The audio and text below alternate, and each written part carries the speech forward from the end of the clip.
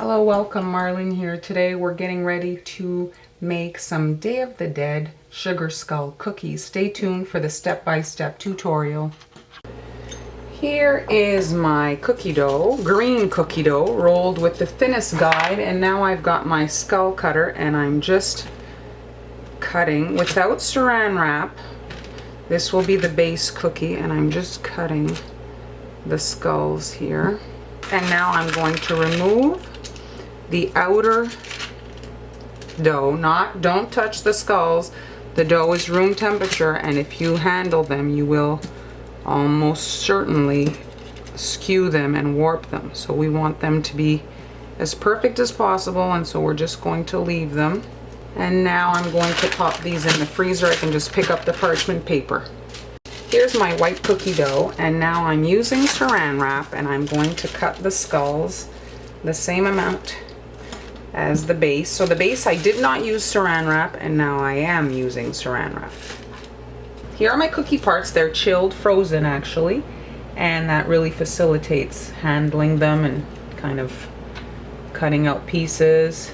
If you're cutting pieces out of the cookie and the dough is room temp, it tends to warp, and so this way everything stays nice and fixed. And now I'm just placing that on top onto the green section, and then we have the green color behind.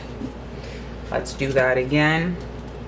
I'm starting with the nose. It's just giving me kind of a position to wear, like so, and then 1 and 2, and just make sure that everything is nice and fused together.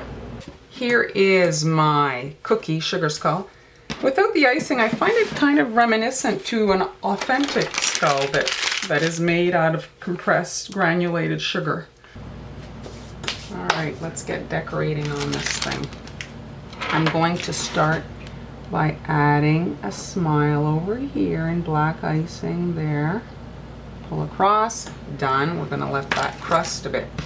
Now I'm going to grab my purple icing. You can do these in any color you want. I'm going to outline the circles here.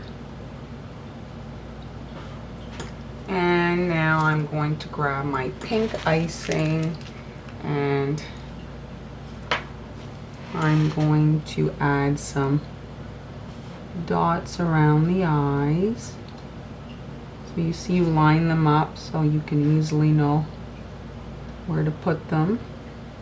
And now I'm going to take the purple again, and I'm going to add a tear shape in between each of these dots, just pulling towards the eye.